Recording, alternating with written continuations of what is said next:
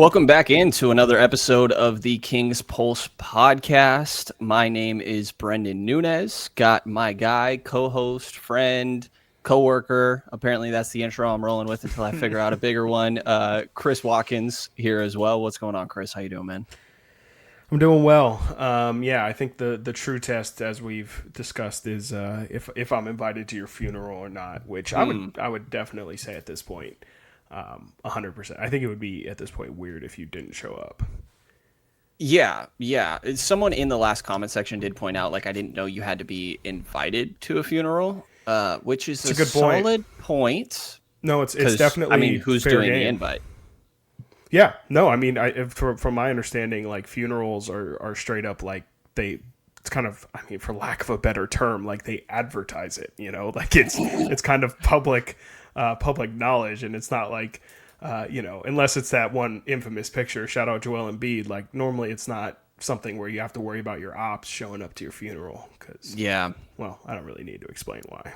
Yeah, for the most part, I'd say that we're okay in that aspect. Yeah, I would think so. Yeah, Deuce? we do all right. No, I don't know about that guy. Maybe not so much. Yeah. We'll see who shows up. That's a weird way to say it. We got a long ways to I think go. it's appropriate. I think it's never know, man. Hey. That guy in his scooter, he doesn't wear his helmet one day, and it could be a lot sooner than we all think.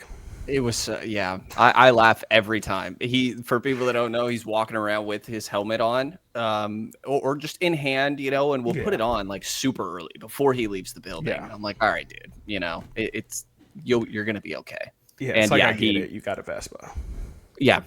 I was stopped at a red light leaving practice the other day, and him and Mo scooted right across me, and I'm like, this is hilarious, dude. So funny looking. Incredible. And never mind. We won't do it. We won't do a scooter segment. It's fine. Okay. It's Well, fine. Deuce has been scooting around downtown Sac a lot this last week because the Kings have been practicing nonstop. They also practiced again today. I believe today is the 7th of the last 8 days that we have been down there. So you can imagine even more so for these players. We also just found out there's going to be a practice again tomorrow, and they have their preseason debut on Wednesday. For anybody unaware, we got Wednesday and Friday games this week and next. In both circumstances, Wednesday are home games, Fridays are the road games. That's their 4 preseason games, and that's all we got. Doug actually pointed out today that he thinks preseason games are very, very valuable, was the wording that he used, and also mentioned specifically because there's 4 of them now compared to 8, which had me look, by the way, and I didn't even really realize when this change happened. Apparently, it was kind of gradual since early 2020s, where teams at one point were at 8, and then they were no longer obligated to get to that number, and they could pick however many preseason games they wanted.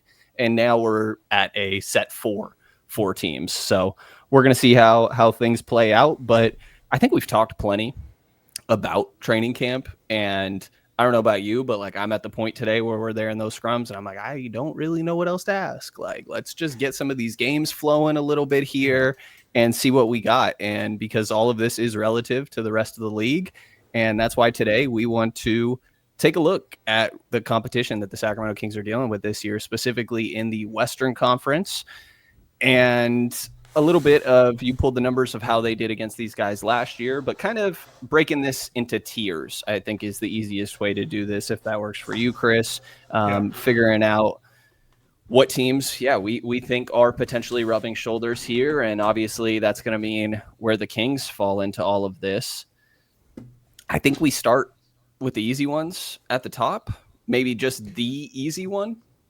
Yeah, I don't know how you feel about this. I ended up breaking mine into contenders, which I think kind of speaks for itself. I would consider that Western Conference contenders, probably like the 3 to 4 teams that you feel like legitimately could win the West and or have a legitimate shot at winning the title. Then I have really good, not great, which is, again, kind of speaks for itself. I think it's that kind of 4 to 5 through 8 seed where, they're clearly a really talented team, but just don't really have that thing that makes them obviously a top 3 seed.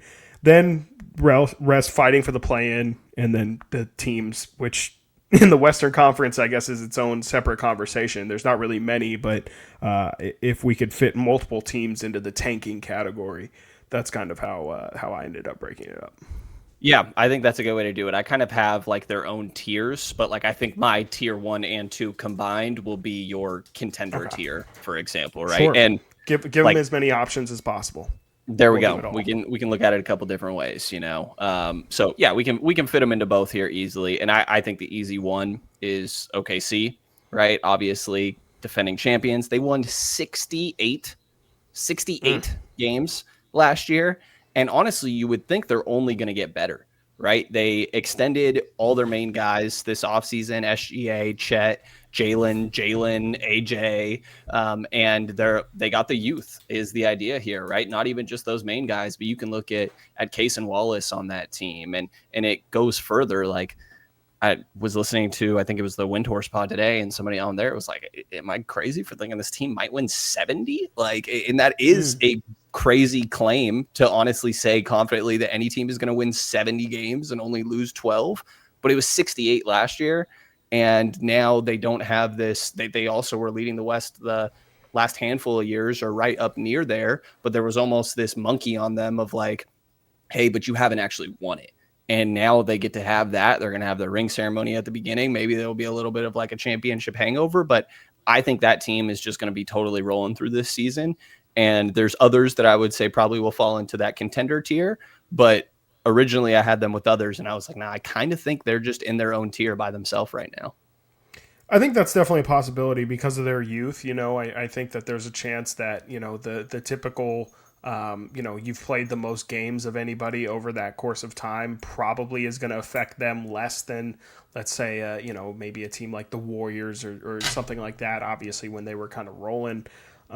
So that would be the main sticking point against them. If you're going to play devil's advocate, it's that maybe the difference of every single night, the other team knowing that the defending champs are in town, can they kind of withstand that stuff? I do think there's legitimate roster concerns as well. Like you mentioned, they bring back everybody. Obviously, that was a great formula and ended up being a winning formula, but they still don't really have elite size. Like they really didn't have to.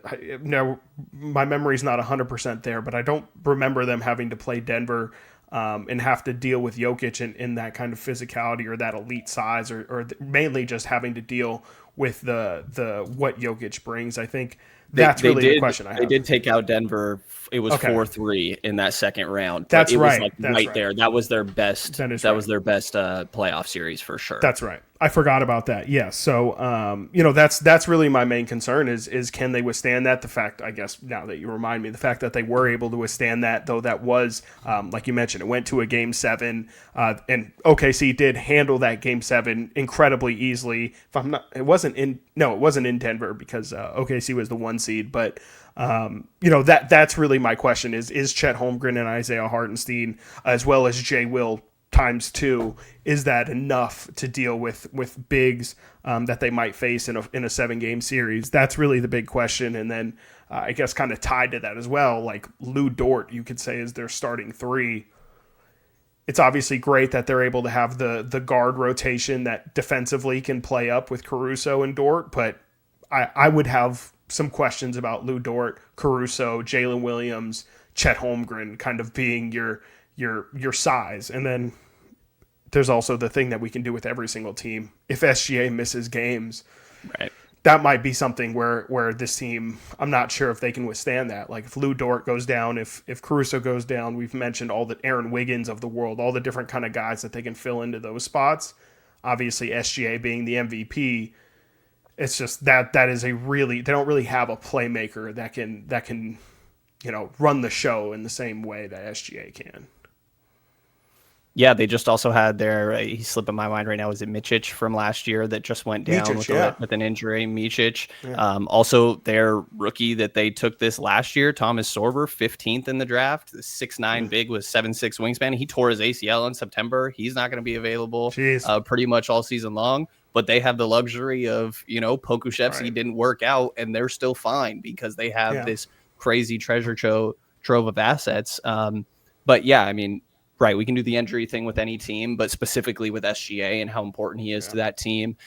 The other side, though, is like Chet only played 32 games last year, and it's like, is Chet going to have a more healthy year? So Yeah, I think we both feel pretty good, though. That's for sure contender tier, right? Yeah, I think they're 100% contenders. I think if anything, they're like a 2 or a 3 seed only because of maybe them not giving the regular season enough attention and or just kind of they now understand the bigger goal is the postseason, and so there's always potential of kind of not giving as much importance to the regular season.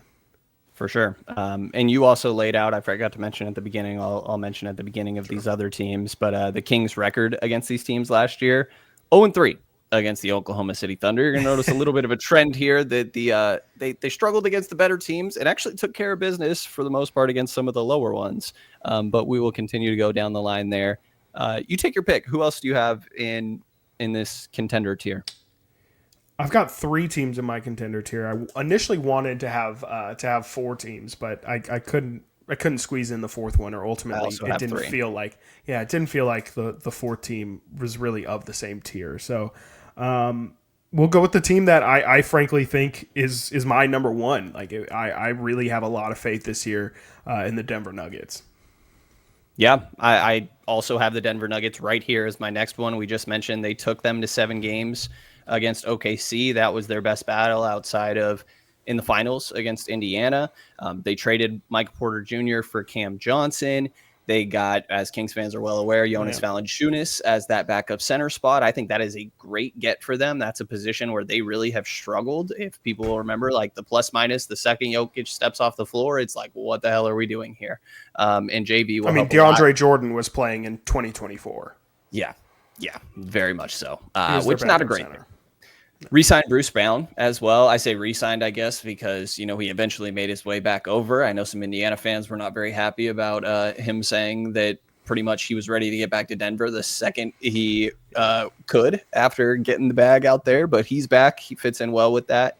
Another one that I would say is a little bit more quiet is Tim Hardaway Jr. is getting added to that team as well. Yeah, you're a Tim Hardaway Jr. guy. Big guy. A little bit of a chucker at times, but honestly, the team kind of needs that, right? Like this is part of the reason why I think they were slightly rumored to be interested in Zach LaVine for Michael Porter Jr. when that was still on the team, right? But while Cam Johnson, I think, fits more within the scheme, you still need somebody that's going to be able to get those shots up. And I think Tim Hardaway Jr. definitely plays into that, but also helps that, I don't know how you feel about it, but I still think Jokic is probably the best player in the league. And that carries a lot of freaking weight here. The Kings went 0-4 against the Denver Nuggets last year.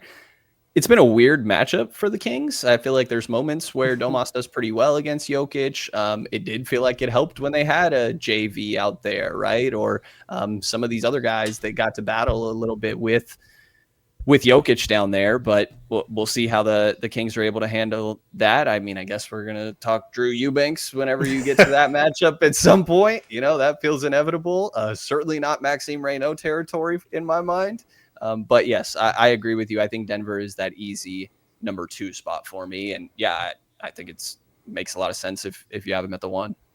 Yeah, I mean, for me, it's an addition thing, or you can say addition by subtraction as well. But just the swapping of Michael Porter Jr. out and Cam Johnson in, just by itself, I think is a huge benefit to this team. Just in terms of, I'm a big listener of the 3 in the paint and all, or whatever, not 3 in the paint. Shout out our guys, Jeremiah and who's doing the show with us? Mark Haynes. Yes. But yeah, I'm sorry, the old man in the 3 is what I meant to say. And Cam Johnson has kind of picked that up post JJ Redick becoming coach. I say all that to say his basketball IQ is incredible. Just the way he's able to talk about the game, you can kind of see that. Just in contrast, I guess, if you want to do the pod to pod contrast, if you want to go pod for pod, the Cam Johnson pod, listen to 5 minutes of that, and then listen to 5 minutes of the Michael Porter Jr. I believe it's called Curious Mike podcast. The one where he interviews porn stars, right? Yeah, I think that's like the not least solely, of our concerns. But... Not solely, but yes. Yes, the very same. And just, yeah, I mean, that in itself is a reason to just kind of see the value in bringing in a guy like Cam Johnson over a guy like Michael Porter Jr. Also, our boy Russell Westbrook, no longer in the scene there. He obviously caused a ton of turmoil, if you believe everything that was written about why Mike Malone wasn't in charge by the end of the season. A lot of that stemmed from a lot of friction with his playing time of Russell Westbrook. I think all of those headaches being gone is just huge for that team. You mentioned Jokic, obviously one of the at worst top 2, top 3 players in the NBA. And then, I mean, that Jonas Valanciunas addition, I think, is just massive. The fact that they have somebody that they can realistically play 20 minutes without Jokic on the floor just wasn't even remotely an option. Not saying they're going to do it every night, but just to even have that flexibility, it's going to be huge for him to get that level of rest. And then, Bruce Brown, huge addition. Everything he's able to do as a glue guy, kind of the definition of a glue guy. And then Tim Hardaway Jr. is the type of dude who would win you a playoff game. He's also the type of guy who could shoot you out of a playoff game, but he's kind of in there in case they have a game where, Christian Brown can't create a shot. Maybe, Cam Johnson, as much as I hype him up over Michael Porter Jr., the one undoubtable thing Michael Porter Jr. has over him is just shot creation. Cam Johnson's definitely more of a catch and shoot guy. Michael Porter Jr. at least was able to kind of rise up, create his own shot off the dribble. That's maybe where Tim Hardaway Jr. will be able to save them some nights. And there's always, I feel like every year with Denver for the past 3-4, there's always like this thought of, hey, does Jamal Murray have another step in him? And I personally don't know that I would really buy into that, but also what he's been for them already up to this point is clearly been more than enough. They won that championship, even though they pointed out themselves that wasn't the strongest Western Conference at that point. They still got the job done and did everything they needed there. Is Tim Hardaway Jr. the one that went back and forth with Dion Waiters in the... That's why I love him. In the Rising Stars, or in the skills competition. The greatest 5 minutes of basketball I've ever seen. Phenomenal. And truly, that's the ultimate, you think that you can play in the NBA, and then you realize it's the fact that it's Dion Waiters and Tim Hardaway Jr. having that moment is the ultimate, even the quote unquote scrubs are fucking nice. So, well, it's like JaVale McGee right now getting called the Kareem or whatever of the NBL. Bro, yes, and the NBL is a legit league. And they're out here acting like 37 JaVale McGee is, literally Wilt Chamberlain is who he's being compared to out there. It's crazy. I saw a video of the NBL players getting asked, who's the hardest guy to guard in the league? And I think the most common answer was Kendrick Nunn. And then you have Shane Larkin in there, but that just speaks to your point, where it's you guys are ridiculous. Mike James became a legend overseas. Goat. That guy could barely get, legit the GOAT, actually. It's just crazy, the talent level difference. I bet you Mason Jones is going to kill it over there. He's going to go crazy. Seen what's been going on there, but he's also on, I believe, one of the most prestigious teams over there, which helps. I think definitely agree with you. OKC, Denver, both falling in this contender tier. I'm curious if we have the same third team. I feel like we're going to. I hope so. I have the team that closed out the year 17-4 last season and made it to the Western Conference Finals. And they've made the Western Conference Finals a couple years in a row. I have the Minnesota Timberwolves. I didn't know they finished the season that well. They did. They finished the season ridiculously well. You look at their offseason, though, and it's a little underwhelming, right? It's a lot of continuity. It's re-signing Naz Reid for a 5-year, $125 million deal. Kind of random to bring it up, but I read the story the other day. Naz Reid had a real tragic offseason too, by the way, and John Krasinski covered that really well. He had a death in the family, and just the continuity of that team, and I think the togetherness definitely shines in moments like that, right? But Naz Reid, it comes back there. He's obviously the heart of that team. They're wearing Naz Reid shirts and towels and all of the above, and still think 125 might be a little much. This is where we start to see how this all works, right? Julius Randle, 3-year, $100 million deal comes back. Yeah. The big thing to me mainly is that they lost Nickeil Alexander-Walker in free agency. He's one of my favorite role players in the league, a guy that just does a little bit of everything well. He ends up getting sent to Atlanta in a sign and trade deal there. Again, essentially free agency. And it was known that Minnesota was going to lose them. Going to lose Nickeil Alexander-Walker as they deal with tax issues and stuff here, mainly because they had to bring Naz Reid back and the Julius Randle. But they finished the year 17-4, and it made the Western Conference Finals 2 years in a row. So it's mainly just off the strength of that I'm putting it there, even though I could see myself like I played with this one, right? I could have put this a little bit lower, but really that finishing 17-4 and believing that Ant might put up 30 a game, and they do still have that youth with him leading that spot. So I have Minnesota there, who the Kings went 2-2 against last season. Yeah, I mean, you really covered it there. All my notes are watch out for Nas versus Randall, which is just, I don't know what they do with that. You mentioned the number that they ended up signing Nas Reed to. Is he eventually going to move into that starter spot? I've never been a big Julius Randle guy. I would have to admit he's impressed me these past couple years. More specifically last year, I think his ability to play next to Rudy Gobert was really surprising, but I'm just not really a believer in Julius Randle long term.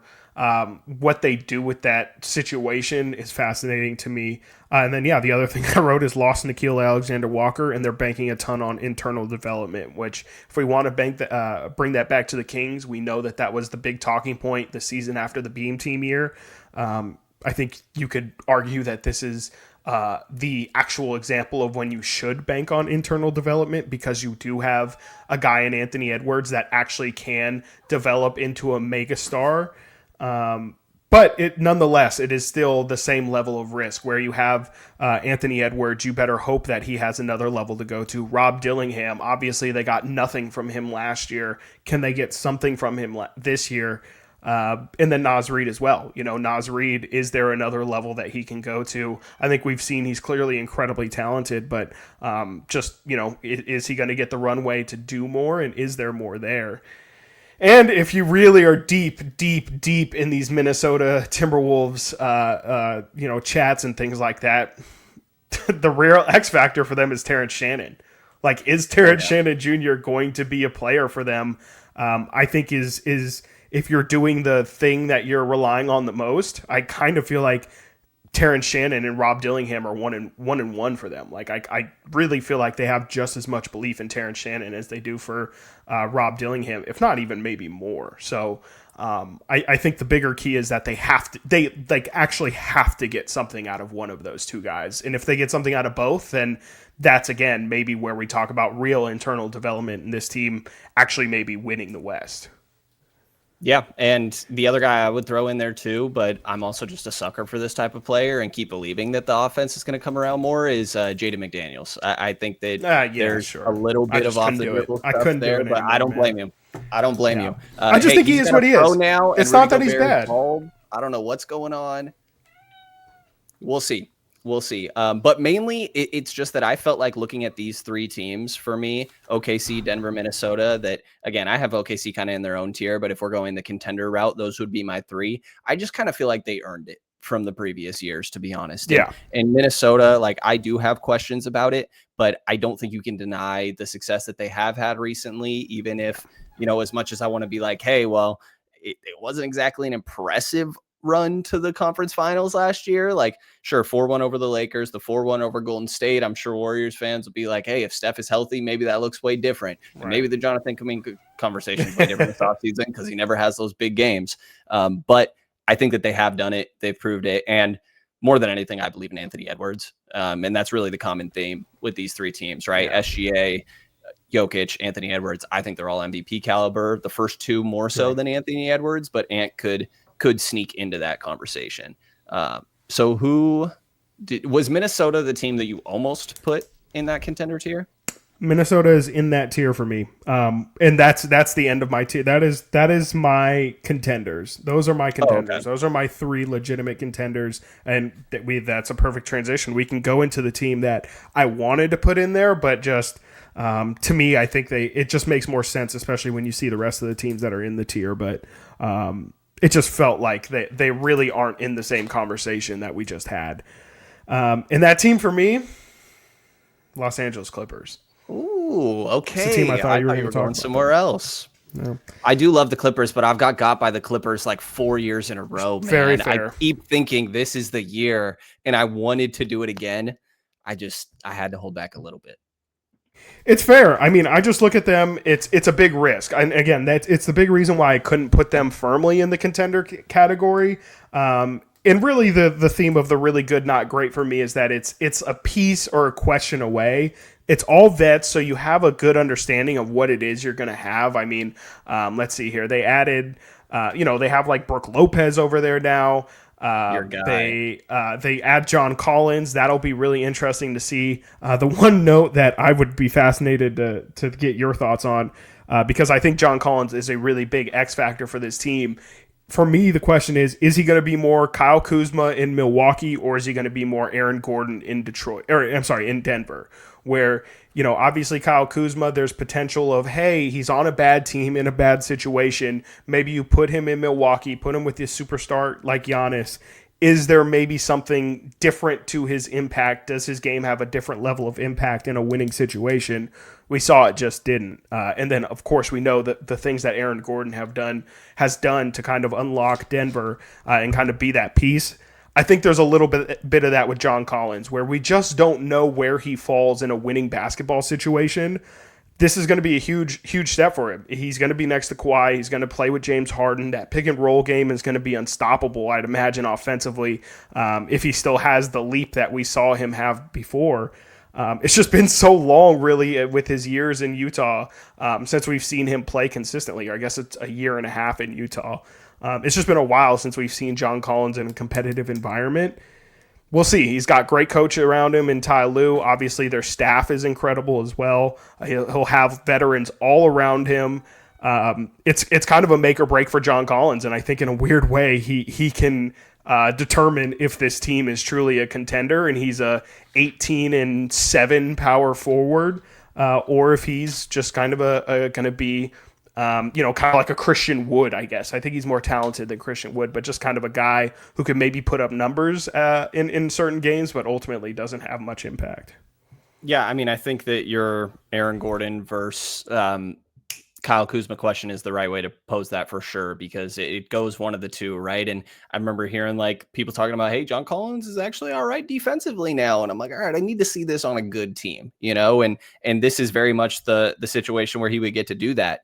And if Kawhi is going to keep getting some good money from aspiration, keep him happy, then maybe that all plays out smooth. But Chris Paul, also another addition to that team, and that plays into the John Collins thing a little bit, right? Yeah. Like, as much as people get on Chris Paul for things, I think he always makes young players play really well and helps optimize these guys. And I almost feel like Collins kind of falls into that, obviously a little bit older, but to your point, like trying to find himself still a little bit in this league. And a pick and roll game with James Harden or with Chris Paul, like that dude's going to get some easy lobs.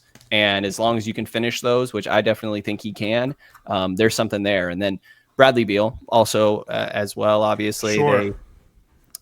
He's sort of replacing Norm Powell. I know you're a huge Norm Powell guy. I'm curious to see how he does with just a bunch of free room to do whatever the hell he wants in Miami, essentially.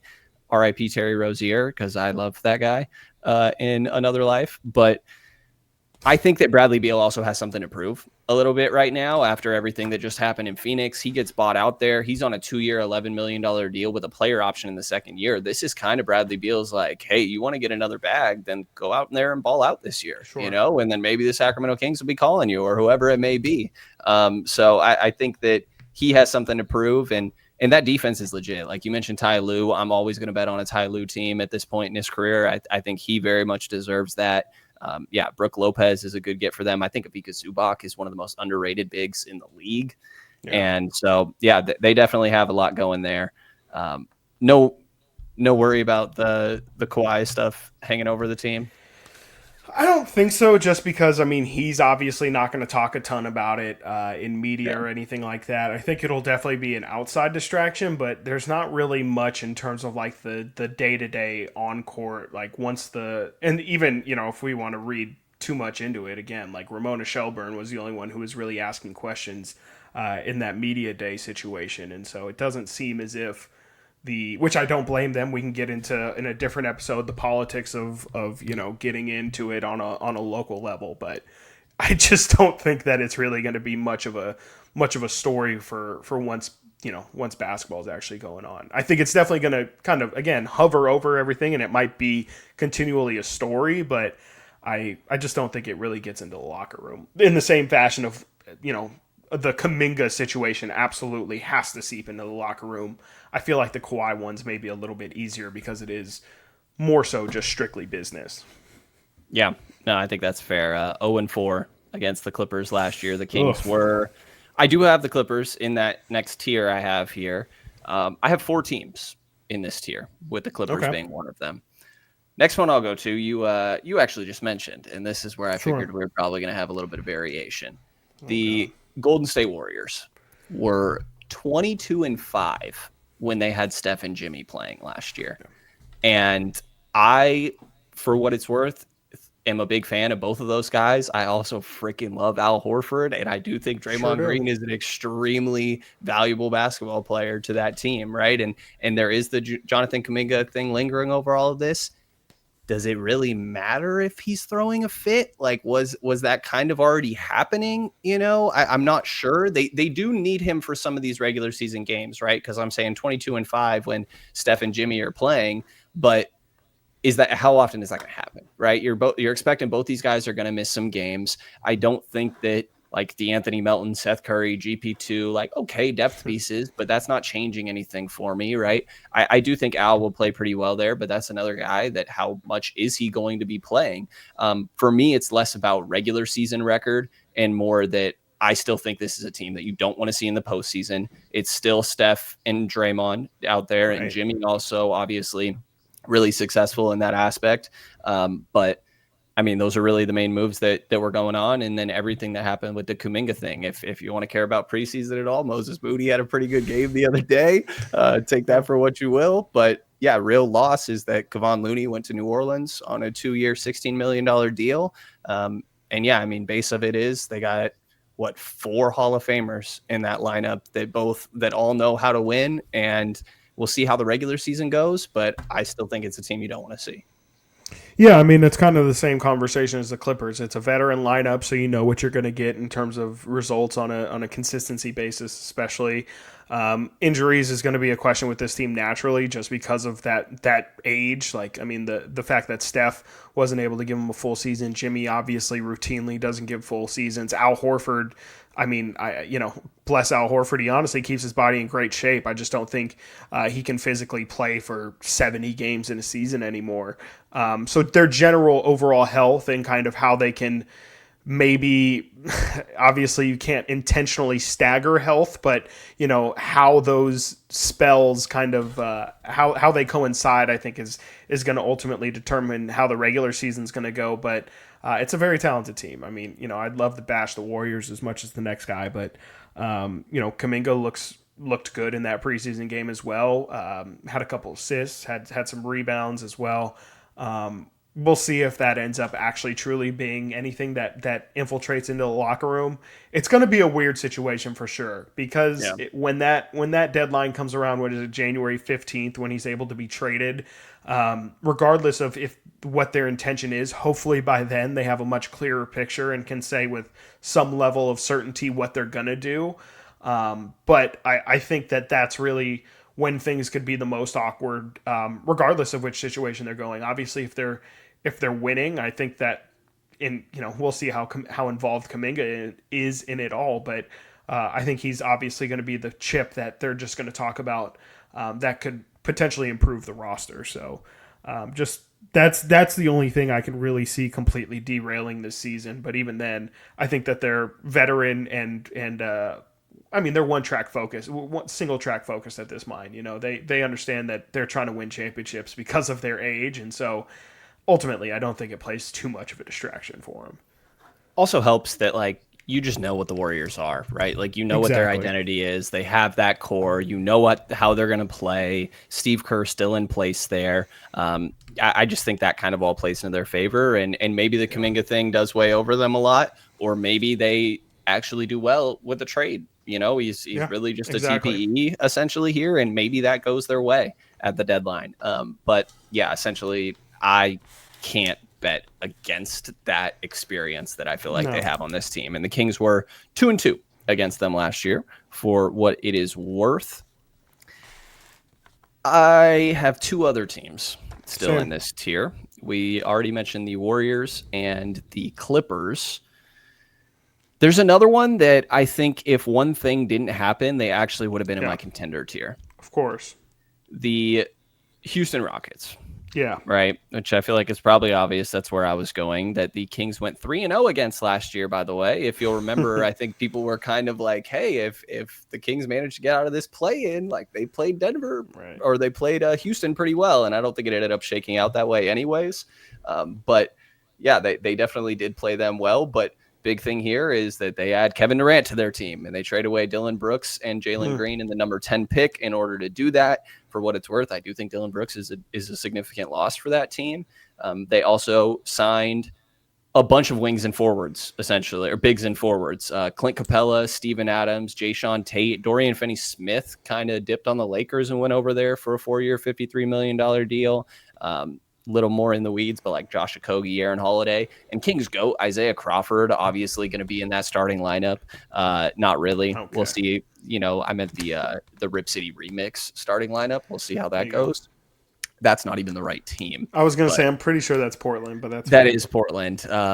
Clutch City, maybe it is. I'm forgetting. Yes, no, that sounds right. Something like that. But the big loss is Fred VanVleet, who turned down a big player option and then ends up signing a 2-year, $50 million deal this offseason, and really is kind of their only point guard on the team. Well, okay, so this is where people start to go in the Reed Shepherd, Amen Thompson, and I don't know what to make of Reed Shepherd right now. I liked him coming out of the draft, and I see the excitement, and this team needs shooting, really, because some of their best shooters actually all end up going somewhere else, right? Well, Fred VanVleet injury, but Dillon Brooks and Jalen Green were two of the shooters on this team. And they made their money last year by being fifth in defense. I think Ime Udoka gets them all to play well. Şengün, a guy that Kings fans will remember from the draft process too, I'm sure, is playing really well. But, you add Kevin Durant to your team, and I feel like you're certainly – I could see them easily making their way into contender status, but I need to see how this plays specifically with Amen Thompson, Reed Shepherd running the show there.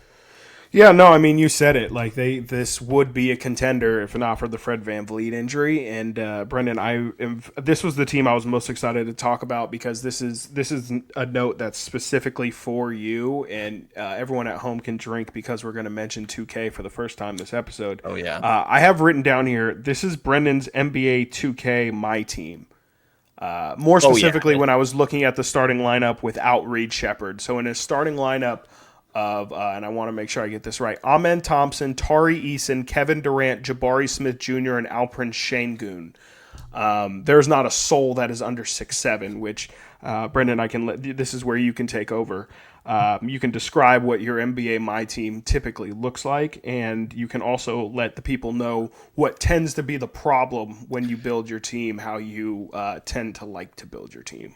Yeah, I'm trying to switch everything, literally everything, right? So Şengün, maybe not really my cup of tea. Yeah, defensively, right? I might go a little bit of a more defensive orientation with Şengün there, but the issue always is where Clint Capella falls in.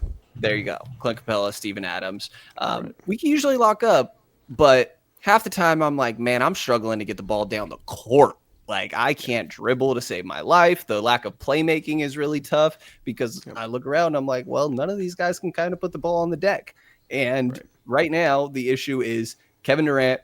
You better be Kevin Durant. Like, that's kind of is that not the solution that you would put in 2K as well? You're like, I have Amen Thompson, I have Tari Eason, I have Jabari. Like, I have all these guys that can defend and maybe hit the three, but that's where Kevin Durant is like, hey, this guy can help with the spacing issue and in theory help with the creation, whether it be shot creation or play creation. But I think the problem then also becomes this was a little bit of the issue that he just left in Phoenix as well. Like, was these guys put way too much pressure on a dude who's 36, 37 years old at this point. He can't be asked to be Kevin freaking Durant at that age for 82 games. No, but that's kind of what they're dealing with here. And maybe there's another step for Jabari Smith Jr. Right now, the handle is certainly not giving you much reason to maybe think that would be the case, but feels a little similar to Keegan. Obviously, not just having been drafted back-to-back, but I think some similarities there.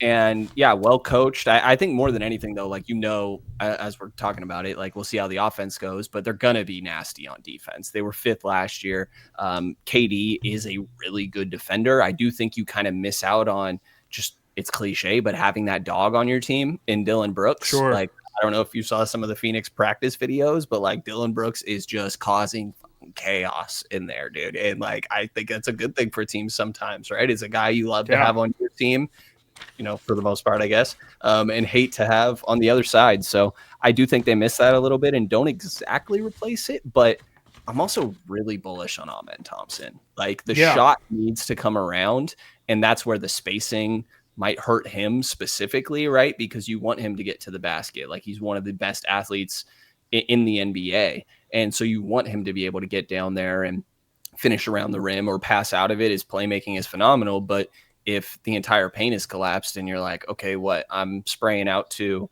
Jabari should be a better shooter than he is, but I'm like, Jayshawn Tate is going to hit that shot. Like, I don't really know how that's going to go. Şengün, same thing, great back to the basket or operate in these DHOs. It's a little bit different when you don't have great spacing, and Kings fans obviously a little familiar with that, but nothing else. Like, I think why they're in this tier and, not with the Kings, for example, first of all, you got Kevin freaking Durant on your team, but also, that this team is going to be good on defense. Yeah, exactly. And the Amen, just to capitalize on the Amen Thompson point too, I think he's obviously the biggest X factor for this team. Like, I guess I would say to compare it to Keegan Murray's development, but it really is more so just a natural progress of development that happens for all NBA players. The question of he's getting more on his plate, what does that mean for the player that we have come to know? Can he still be that player while still adding to his plate?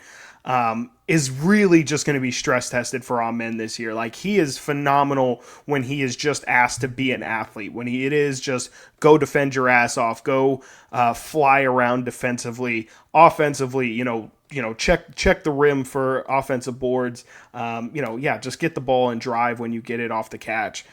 If he's being asked to play make, if he's being asked to, maybe facilitate even a little bit, like actually run the show and still be, this is where it more parallels with Keegan, like, and still be the number one defender on the other side. We'll see stamina wise, can he do it again for 82 games? And also just mentally, like, is it going to be, man, my offense, your 2K problem. I can't get the ball past half court. I'm not a natural point guard. Does that frustrate him to a level where he's just not at the top of his game because he's not playing flow? He's not natural. He's constantly in his head. So it's going to be fascinating because I believe in Amen just as much as everyone else, but I'm just not sure if he's ready. Like, I'm just not sure if he's going to be able to handle an offensive workload because I think his defense is really like elite. Yeah, and like kind of polar opposite is still Reed Shepherd sitting there, third overall pick last year and only played less than 700 minutes. Like, I can't help but in my mind, if you are good enough already, you would have got those reps. I know that they had a very crowded backcourt, but more than what he was getting, like the amount of DMPs. He's the number 3 pick in the draft. Like, what are we talking about? Yeah, so I'm curious to see how that plays out, but I right now don't really know what to expect from a Reed Shepherd, and that's part of the reason there's a question here. You mentioned Kings went 3-0 against them last year. The whole struggling to get the ball against the court and stuff makes me think of Doug Christie's picking up 94 feet, right? Like, is there a world where this is still kind of a favorable matchup, or hey, I don't know who's guarding KD? I guess Keegan. I mean, I guess. Especially if, I don't know. I was going to say, I would say the problem with Houston last year was they couldn't really go shot for shot. If it was going to come down to the wire, they didn't really have a go-to guy. Obviously, Kevin Durant is as good as it gets. So there still is a world where the game gets close and, the Kings' trump card would be DeMar DeRozan. Now you got Kevin Durant to kind of go bucket for bucket. So it's going to be tough. But, I think the Kings, I think they can be competitive. I think that's the problem, right? That's what we know about them. Yep. What's the wording they keep using? We want to be consistently competitive, or it's something along those lines. We'll see. Whatever that may mean. I have one other team in here. I think you said you did as well, and that will take us to 1, 2, 3. That will take us to 7, by the way. So that is correct. 1 into the play-in by now.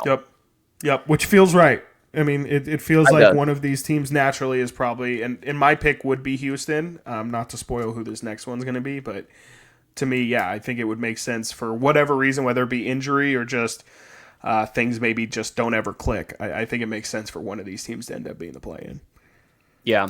And I also think it's not really a coincidence that the other team we're mentioning here has another guy that's an MVP candidate, and I think there's probably only one Maybe other team multiple. in the Western Conference, maybe multiple. So I think we're going the same direction here. The other team in LA that we Yeah. all love to hate, the Los Angeles Yep. Lakers, re-signed Luka Doncic this offseason. Obviously, the big trade that happened last year. Everybody has a story about what they were doing when that trade happened. It's a ridiculous deal. I was in an In-N-Out drive-through and instantly called my dad. I'm like, dude, there's no way this shit just happened. I actually have a pretty good one. I was playing 2K. I was in the middle of a random rec game, and I pulled out my phone, and I was like, I was on the mic for some reason, and I like had to jump on the mic and say like, I am sorry, I'm trash right now. Like Luca just got traded, so I have to make sure this actually happened. And then somebody hopped on the mic and be like, bro, like what are you talking about? Like you got like this did not happen. Luca did not get traded to Lakers. Like shut up. And then I just left the game because I just had to dive into my phone and there was no way I could do anything else. Chaos. I feel like there's plenty of those like, bro, what are you talking about? Shams was getting responses of like, dude, somebody hacked him. Yeah. What are you talking about?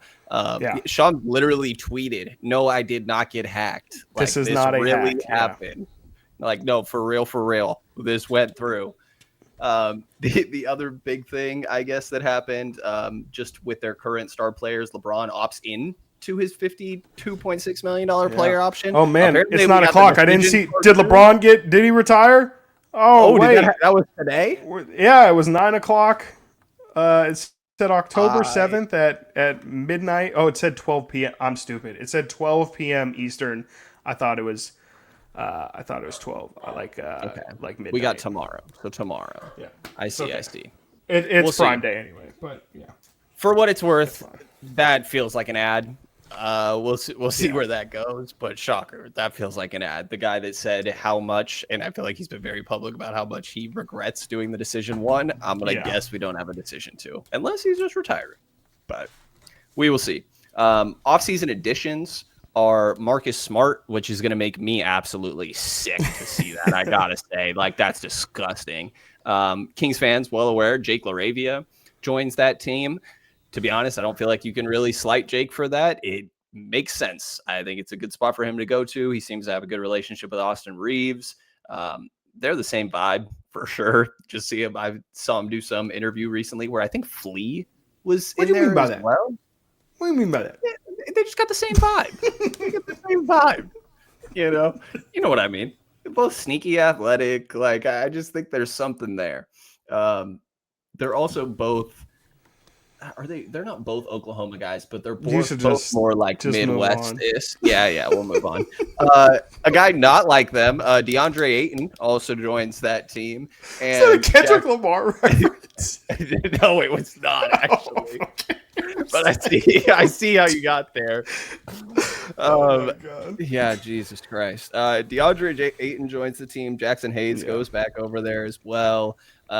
It's really that you have Luka Doncic and LeBron James on your team. And after that, I do worry about like, what is DeAndre Ayton going to look like? Like, one of the things that JJ Redick's talking about this offseason that he learned last year is, hey, like not everybody is Kobe and you got to push guys in different ways and meet them in the middle. And I'm just thinking, hey, well, you're going to find out DeAndre Ayton is not Kobe. I'll tell you that. So it's an interesting quote. Yeah, an interesting one. And for what it's worth, he's like, I'm not saying I'm Kobe, but blah, blah, blah. JJ. Yeah, but it's really, we're just rolling with, I mean, you got Luka, LeBron, and then you got Austin Reeves sitting there as well. Yeah, I mean, I pretty much wrote it could work, but it's a lot on Ayton. Like, I think they had no center last year. They were rocking like Jackson Hayes and trying to bring out Alex Len last year. They definitely have improved on that. It does a little bit remind me of the Kings situation with Dennis Schroeder, where again you kind of go from the desert to getting a water fountain, and you're acting as if It's like, triple purified water or something like that. It's just, it's fine, but it's the base level of what you should expect. And, Aiton's fine. Again, I think offensively, there's going to be some moments where it looks unstoppable. Like Aiton, let's not forget, obviously, nobody wants to talk about it, but DeAndre Ayton also picked in front of Luka Doncic in that draft. He has talent. Like, he is an offensive problem when he's locked in, when he's engaged, when he's being fed. And I think that'll happen in LA, but they have no rim protection. Like they have, I mean, Ayton is no defensive stalwart to say the least. I mentioned OKC having issues at big. At least Isaiah Hartenstein is a physical presence, and we've seen, and Chet is also a good defender, like a good rim protector, good shot blocker. There's none of that here in LA. Like they need the one other thing I wrote is they need Jared Vanderbilt. Need Jared Vanderbilt because that's the only amount of size or maybe a backup center that you can kind of realistically expect to get playoff minutes from. You mentioned Laravia. I think he's going to be a great fit. You could fit Laravia next to LeBron at the 3. He can play at the 4. If you really wanted to get funky, maybe you could do like a LeBron Hachimura Laravia connection. I don't necessarily think that's the worst thing you can do. There's some really interesting lineups, and of course Luka is kind of the great equalizer. He just makes lineups that shouldn't work better than they probably should. But I think it's a fun team, but I think they're still incredibly flawed. So the fact they have so much talent, I think we're showing them respect. Obviously, they were the 2 seed at the end of last year, so there's real pedigree to go off of. But ultimately, this feels like the team that's going to be the 4-5 seed. Yeah, they ended up 3rd last year. The Kings went 0-4 against them, but they were tied with going from, right, OKC wins 68 games, Houston second at 52, and then the Lakers, Nuggets, Clippers, and Timberwolves, all teams we've talked about. Well, the Timberwolves won 49 games, but the other teams all won 50. All right there, neck and neck. Golden State won 48, Memphis won 48 as well. So, yeah, I mean, I think it's really that, hey, you got 2 guys that are all NBA players. And after that, like, we'll see how everything else fits, but it's also guys that make their teammates better. I'm worried about what the defense is going to look like for that team. Like, you're asking more of Jake LaRavia. The fact that I'm hearing people, like, I think Windhorst, and he's just echoing what he's heard from Lakers people, but the idea of, like, Jake LaRavia guarding point guards, I'm like, all right, let's slow down a little bit here. That might say that you're a little bit desperate. Because I don't know what Marcus Smart brings you at this point in his career. Like, and Gabe Vincent, right? Like both of those guys are their best years are probably behind them. Yeah. We'll see with Gabe. Like if I don't know how much health has been affecting him recently. Yeah, for sure. Because it feels like he has not really gotten back to what he was in those Miami days, or even I guess early LA. He was pretty successful too. So yeah, we'll definitely see how that plays out. But you got those sort of star players. I think that you got to factor that in for sure. Is there a team? So we went through the tiers there, right? For me, it's 3 different tiers. Where are you at label wise for your tier? That is 2 tiers for me. That's contenders, Denver, OKC, Minnesota, and then really good, not great as Clippers, Lakers, Warriors, Rockets. Okay. Is there any team that you like almost put into that tier that we just went through that is in one lower? I did have one that I fought with a little bit. I don't think so. Because again, kind of like what I said about the Clippers, I could have maybe put a team that I believed in there, but it wouldn't feel like it's the same caliber of conversation as those other teams.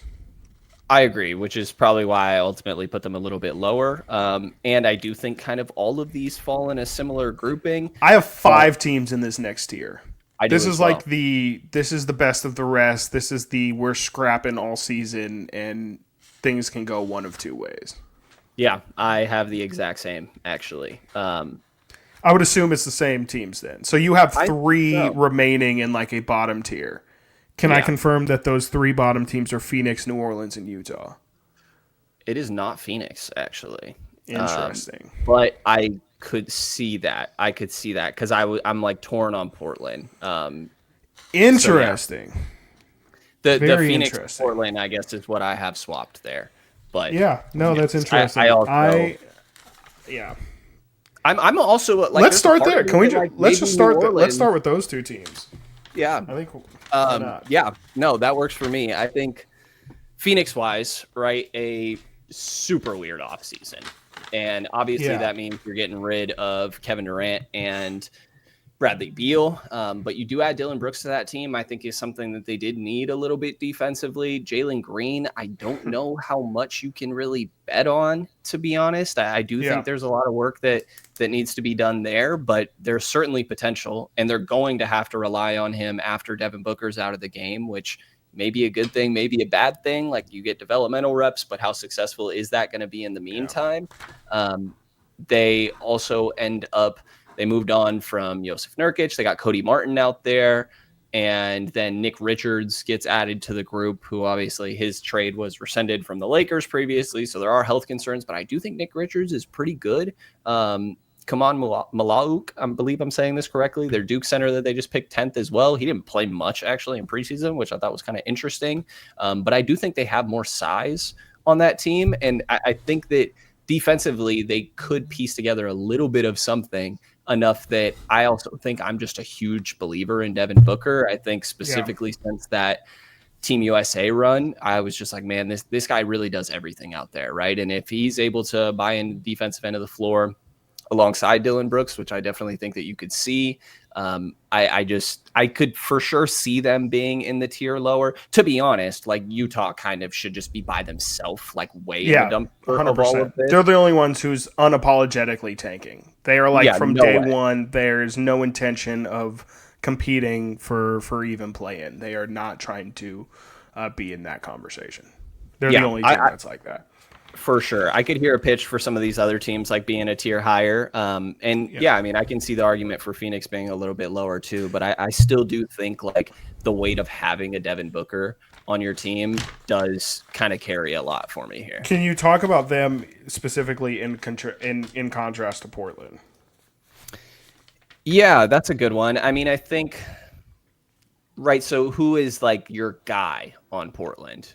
That was my conversation as well. That's probably where I would go there, right? I don't know what that main move is. I love what they have for Scoot, right? Like I think getting to learn offensively from Dame and defensively from Drew, that's a freaking pipe dream for him, right? But I think that is the big difference to me there is just having what I think is a bona fide top 10 player in the league.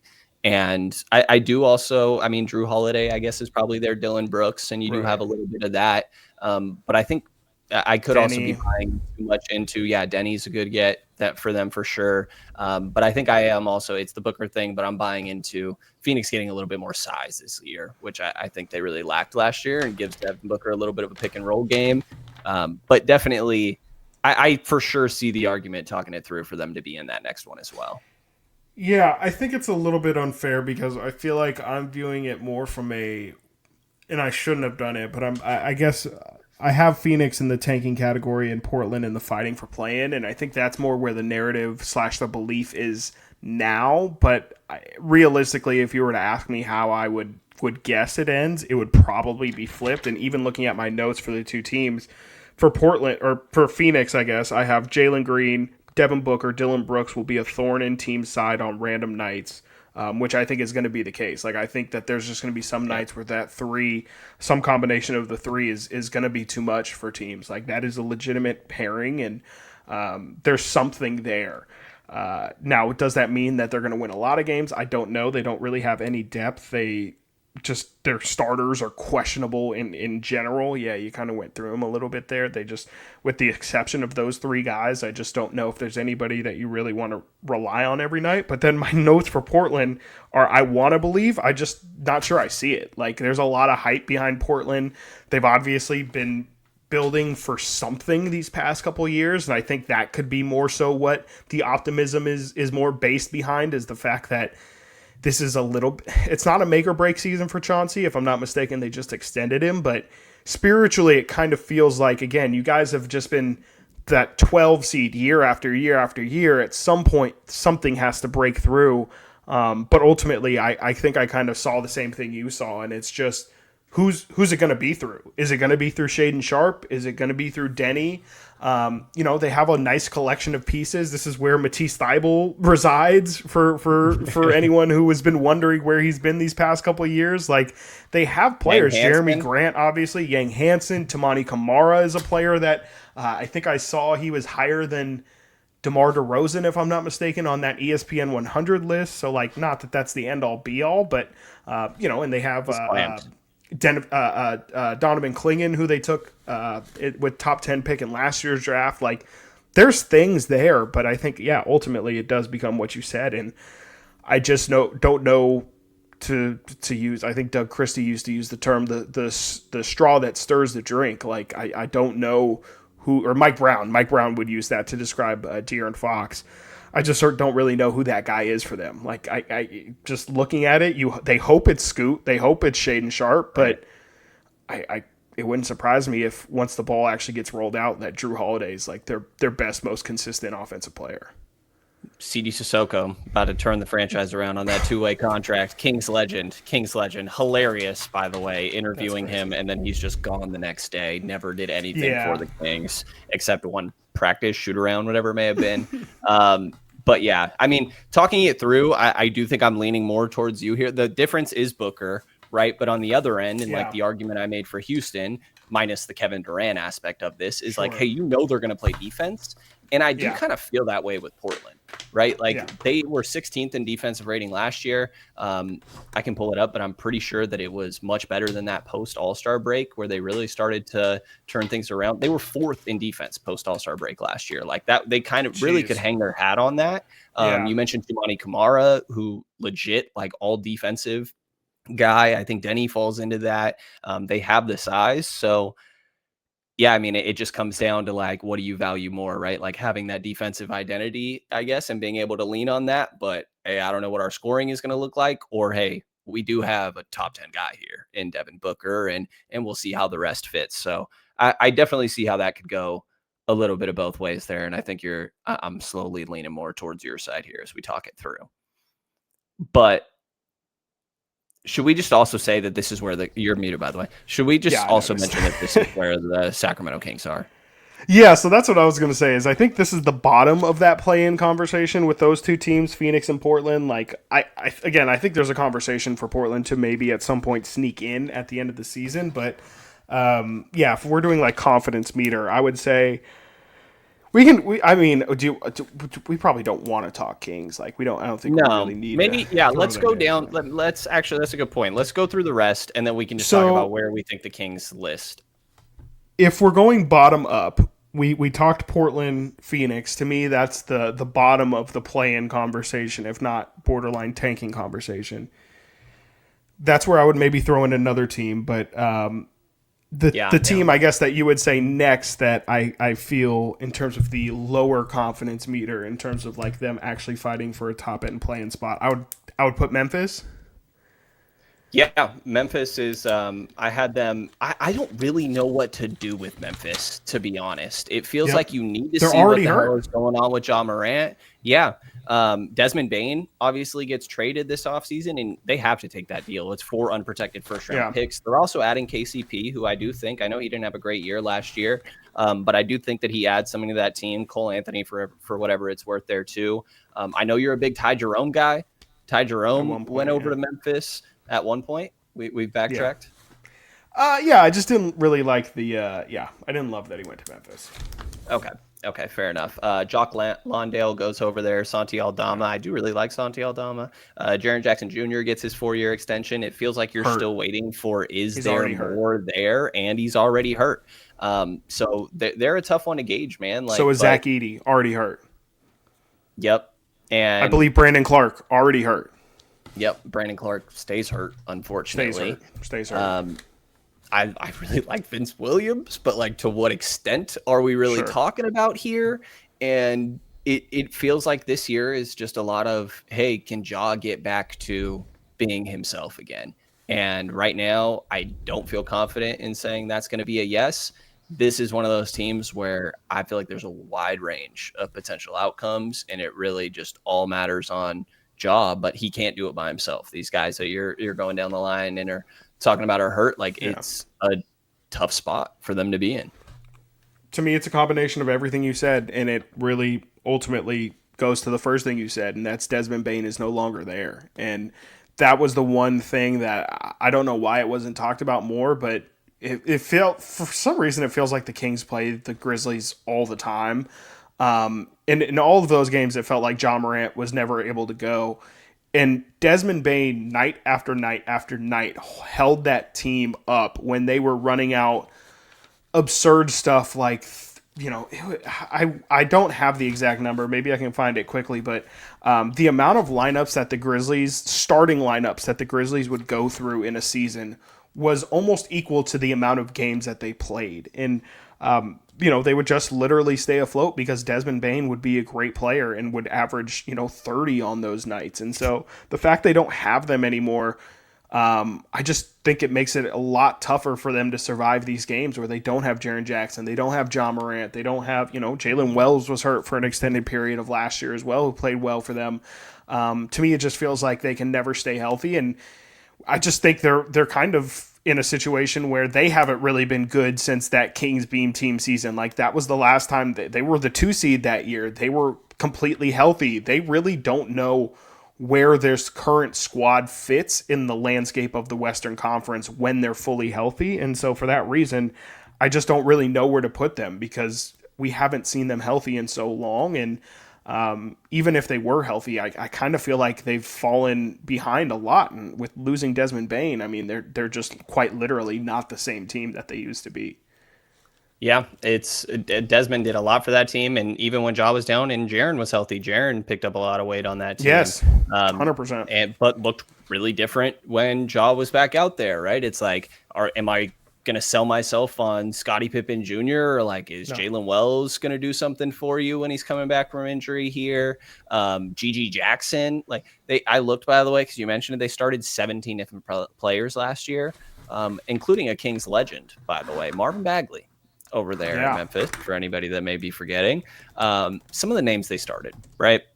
Marvin Bagley started a game. Lamar Stevens started a game. Cam Spencer started a game. Jay Huff, who, by the way, I think Jay Huff's a solid player and became one towards the end of last year. I'm interested to see what he does in Indiana. But he started 2 games last year. GG Jackson 3, John Conchar 4, Vince Williams, Marcus Smart, Luke Kennard, Santi Aldama, Brandon Clark, Scottie Pippen. They started so many different players last year. Colin Castleton, I remember when he was ridiculously hyped up on a Summer League Lakers team, by the way. But it's just a really tough gauge on, honestly, what the hell is this going to look like? I'm looking here. Sorry, I found a story from April 2024. So this would have been at the end of not this past season, but the season before that. They started 50 starting lineups, which was an NBA record. Jesus Christ. 50 of their 82 games, they had a different starting lineup. That almost feels like the math doesn't even math. How is that possible? How many players did you have rostered throughout the year? They're calling up guys. And I do feel like they do a good job of finding these low-key players, right? Vince Williams, I mentioned him. I think he's a really underrated guy that's become something. But again, to what extent are we really talking about here, right? Like John Conchar. I remember before, I'm like, well, why are you keeping John Conchar instead of Grayson Allen? And hey, that kind of turned out to be an okay decision for them. But you have to have more than just Ja here. And it honestly kind of feels like we're waiting for Ja to be traded. It just, I don't know what else this team has going for them right now. And they need one of these internal guys to take another big leap. And I don't really know where that comes from. Maybe Ty Jerome absolutely balls out. I don't think there's much more than the ridiculous season he just had in Cleveland. But yeah, it's definitely a weird one. The Kings were 2-1 against them last year, for what it's worth. And the other one that's really, really weird to me that I do have in my 5th tier, the very bottom tier, but there's a world where I think they could play up depending on how much you want to buy into weight loss. The New Orleans Pelicans, which had one of the weirder off seasons imaginable. They trade CJ McCollum and Kelly Olynyk for Jordan Poole and Sadiq Bey. They move up in the draft and acquire Derek Queen, who I think could be solid for them. I believe he's also dealing with an injury, unfortunately. Shout but they out moved Joe up Dumars. Yeah, they moved up from 23 to 13 there, and gave up an And the unprotected. worst trade in NBA history, potentially. Second worst, only behind Luka, of course. Yeah, pretty Pretty nuts. insane. Pretty Pretty insane. nuts. The Kevon Looney thing doesn't really do much for me. That 2-year deal No. that we mentioned. I do really like Trey Murphy, and want to see what else is there, but I'm not necessarily banking on him taking a huge step and that changing your season. Jeremiah Fears might have the coldest jersey in the NBA with the 0 fears. That shit is sick. I don't know what he's going to give you early on, right? I think he was very much looked at as, hey, it's going to take some time to work out this point guard. And he's also behind Jordan Poole, right? And the big thing here is just, what are you getting out of Zion Williamson? Everybody's, hey, he lost a bunch of weight, and people are like, hey, I'm not falling for it. And then they see some pictures and they're like, I don't know, man, that does actually look kind of different. And I can't buy into it quite yet. I got to see how it plays out. But there's also a part of me that looks and I'm like, hey, there is some talent here, man. Like, as much as I think Jordan Poole has his flaws, like, he can get a bucket. I just, there's something here. Herb Jones plays really good defense, obviously. And they have something. It just has not yet been pieced together. Yves Misi is a guy that they found last year that ended up being pretty good for them. It just is a collection of stuff, though, that you're like, I don't really know how this fits. And the main thing is Zion playing, and what does that look like? Yeah, that's my notes. My notes is exactly what you just said. The island of misfit toys. It is a Yep. collection of talent for sure, but and you can look at that talent one of two ways. And obviously there's potential for that roster to click at some point and for those pieces to come together. But ultimately, it's a bunch of pieces that I think if you're on other teams, you would say, ooh, I would like a Herb Jones. Ooh, I would like a Trey Murphy. Ooh, I would like a Zion Williamson. Ooh, I would like a Jose Alvarado. Ooh, I would love a Yves Misi. But for some reason, I noticed how there was one glaring omission of a Jordan Poole over there. You can keep him. I can't imagine he's leaving New Orleans. But I just kind of think that it's a situation where it just I don't think New Orleans. And this is maybe a little bit ignorant of me to say, but I just don't think New Orleans is a very inspiring basketball city. Like, I just don't think people go there and really want to win a championship. Like, it just doesn't feel like, for whatever reason, that organization is very inspiring to its players. It just, for whatever reason, doesn't really inspire confidence in me. And it doesn't, with the exception of Zion losing all the weight this season, it just doesn't really feel like that organization ever has things working well for it, whether it be Anthony Davis, obviously, and all of his injury concerns when he was playing there, to all the issues that we've had with Zion. This franchise just feels like it's cursed, it's doomed. That's not really super analytical analysis, but for whatever reason, there is a really good collection of talent that I think any team in the league would love to poach from, but for whatever reason, it's just not going to work in New Orleans, and that's just what I believe to be true.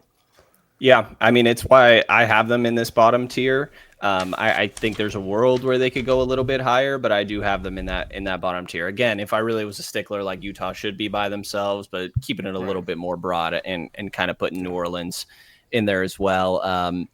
Yeah. Since I guess we're at the bottom, do we even really want to talk about two teams Utah? left. We have two teams. I literally was not going to talk about Utah. Yeah, so. that's fine. Let's just not. Like, Lauri Markkanen's going to be a great player on some other team. That's only true tanking team could only get worse after Lauri trade. Those are my notes on Utah. Yeah, Ace Bailey, shout out you for firing your agent, because that was a fucking shit show. The other ones so we have two teams. If we're not talking Sacramento, we have San Antonio and Dallas. Okay. And to me, these are the top of the fighting for the play-in. I'm like, yeah, the Dallas one's really interesting to me. I think I'm more a believer in San Antonio. The De'Aaron stuff's going to be kind of interesting, which is, I mean, I think there's an argument for both for sure, right? Like, the San Antonio thing's interesting to me. Obviously, we'll see what plays out with De'Aaron's. I believe it was a hamstring injury, right? That happened in a really weird way at Summer League, by the way. They were doing, like, military-ish training, essentially, like Navy SEALs training for a day, and then went straight into football, and De'Aaron got hurt there. And I don't know that he was, like, it was a team building exercise, and then getting hurt in that on the year you're supposed to sign that max extension. A little bit of a weird scenario. We'll see how he goes into the season there. But honestly, even without De'Aaron, which maybe not so actually, because I do think De'Aaron matters a lot here. And he really got to play single-digit games with Wemby last year. Like we did not get to see that much. Yeah, I know it was a low number. So I'm curious to see how that works. I think there is a natural chemistry a little bit there for a guy that likes to get downhill as a point guard and a floor spacer as a big, even if Wemby maybe could benefit from being around the basket a little bit more. But even beyond that, like it's just Wembanyama is going to be a Defensive Player of the Year candidate, if not the winner of that award. Dylan Harper, it's going to take some time, but I think obviously a really good player and can bring a lot to this team. I think Carter Bryant, we'll see what it looks like, but I do like that piece a little bit there. They are. Yeah. And I think it's easy to see why. He looked freaking amazing during Summer League. And so for the most part, this really is betting on, hey, you have this is what I did with the Phoenix Suns, right? Except I think that Wemby's an even better player than Devin Booker. Like you have a monster on your team. Yeah. And I just don't know how people are going to slow this guy down. And I think it certainly helps that he is practically like at times what feels like a one-man defense, but he doesn't really have to be. They do have other guys out there as well. So yeah, I mean, you know, we'll see what some of these other guys can bring along too. Like I'm not going to hype myself up honestly on Luke Cornett and Jordan McLaughlin and some of these other guys, but I do think that the youth they have on this team, obviously led by the guy that I think could end up running the league for the next decade or whatever it may be. And maybe Dallas will have an argument with that. But yeah, you just have that level of talent. I just think they're one of those teams where I think there's a lot of variance on how this year could go for them. That is the word for sure. Biggest variance is what I have written for San Antonio. Like, I think there's a world where we don't need to spell it out. Like, Wemby explodes, the league is forever different, and it just that is the end of that conversation. Like, they are firmly in the I guess if we were to use my terms, they're either in the really good, not great, or they're straight up in the contender series right now. Like we just don't know where Wemby's at in his game. It's definitely the thing that can really explode this team. But on the same token, like I could definitely see where this is. Even though you can make the argument last year was for them, you could definitely still make the argument that they're still a year away. Like I look at their bench and I look at their starting lineup, and it still just doesn't really make sense to me. It's just not the cleanest. Like De'Aaron, Dylan Harper, Vassell, HB, and Wemby. It's just not really how I would ideally build that thing out. I think there's a lot of, I mean, it was already talked about the potential redundancy of Harper and Fox. HB as the guy that's playing next to Wemby is just not the right answer at the 4. Vassell, we'll see. And then, yeah, their bench, you know, Stephon Castle, Keldon Johnson, Jeremy Sohan, Carter Bryant, and Luke Cornett. It's, you know, Castle had a good rookie season. We'll see if there's any sophomore slump. Keldon Johnson kind of has been a solid piece, but nothing really amazing. And Jeremy Sohan has a bench piece. Like he's fine to get minutes, but he's not really making a big impact. I just still have a lot of questions about what the rest of the guys are doing and how well it fits. And also, not to mention, not only is it an unproven bench, we don't know anything about their coach. Like, how is he going to be able to deal with the ups and downs of the season, the dealing with the superstar, dealing with real expectations if that does come at some point? A lot of people are going to be looking at and I can't remember his name. I'm sorry, but Mitch Johnson. Yeah, Mitch Johnson. Thank you. A lot of people are going to be looking his way if things, especially, don't start well. But I think there's a lot of pressure on San Antonio to kind of figure it out this season, and it wouldn't surprise me if similar vibes to last season, if maybe by All-Star break or a little after, they kind of realize maybe it's in our best interest to kind of get one more young piece in here. Yeah, which could make sense. Like either way, they're on the up and up, right? I think the weird fit, as you mentioned right now, is just kind of your wing forward depth. It's what does Keldon Johnson give you? It seems far removed from being that last guy on the Team USA team, you know, and like, oh, this is a great complementary piece. That doesn't really feel to be the case right now. He shot 31% from 3 last year. Castle, Rookie of the Year, 28% from 3 last year. Like, how does this work with, I mean, De'Aaron, Castle, and Dylan Harper? You're going to have to make a decision at some point there. Yeah. And I don't know what that looks like. Point. And maybe De'Aaron's the guy on the outside looking in there, to be honest.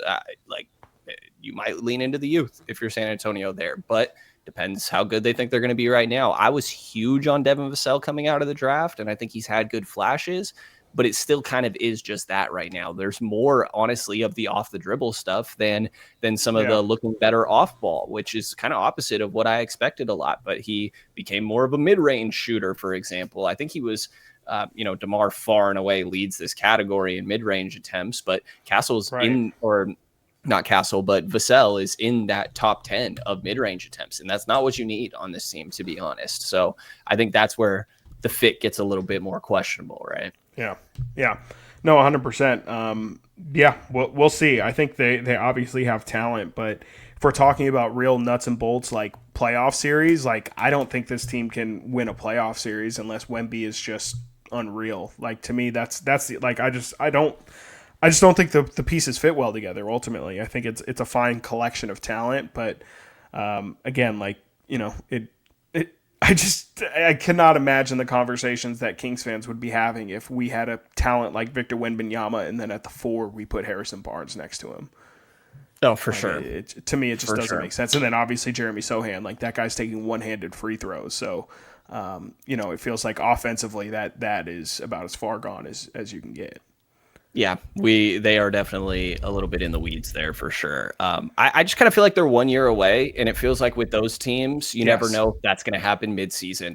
And so that's kind of where I'm at with them a little bit. But last team we have is the Dallas Mavericks, and for what it's worth, the Sacramento Kings did go 2-2 against the San Antonio Spurs last year. Do you want to take the lead with Dallas? I do actually, because I was not anticipating. I've actually been lower on Dallas before kind of getting into the weeds on it. But looking at them now, I'm just like, I'm incredibly impressed by them and kind of feel like they just aren't being talked about enough. I think it's fair to mention their depth is maybe questionable. They have, they have Gafford and PJ Washington. I think that's a good start. But then you kind of immediately start to get into the Max Christie's of the world, the Dante Exum, who they've been relying on a bit. And ultimately the question is Kyrie going to come back? Because adding D'Lo to the bench instead of in the starting unit is a really, really big move for them. So if we live in a world where we could potentially be talking, Kyrie tore his ACL, that was against the Kings, if I'm not mistaken. That was around the All-Star game. So we'll just say come February, if we're talking about this is in a perfect, healthy world, a starting lineup of Kyrie Irving, Klay Thompson, Cooper Flagg, AD, and Derek Lively, with D'Lo coming off the bench, PJ Washington, Daniel Gafford. That's 8 guys, and I think it's 8 guys that are pretty rotationally make sense. I kind of am really, really impressed with Dallas, and it wouldn't surprise me, depending on how good, like if Cooper Flagg is, 15-8 with a block and a half next to AD, like I kind of feel like there's a chance that this team is going to be around 500, and then Kyrie comes and that maybe pushes them 5 to 10 games above. Like I really was not anticipating being this excited about the potential that Dallas has for this season, but I kind of think if Kyrie Irving comes back soon enough, like they wouldn't surprise me if they're a team that kind of fits more so in that really good, not great tier. And honestly, like if they manage to be fully healthy, big if, but going into the postseason, another one of those teams, like I don't want to play them. That's Anthony Davis and Kyrie Irving. That is still elite players in this league. Klay is forgotten in all this too. Like Klay can have his moments. We know he can also have his bad moments too, of course, 0 of 10, but yeah. For sure. I'm not a huge D'Lo guy, but I do think I'm not either. Temporarily, like you do need a little bit of that playmaking, and you really need shooting. Like this team, that's where I'm like, okay, what is the spacing going to look like of this, right? Of AD playing the 4, that's something he's wanted to do for a long time. Also a little ironic that like this is now when you want to put on weight, even though we're like fully committed to you playing the 4, but okay. Yeah. Those visuals are crazy. I don't know what's going on there, but they're a little wild. I don't know what's going on in Dallas.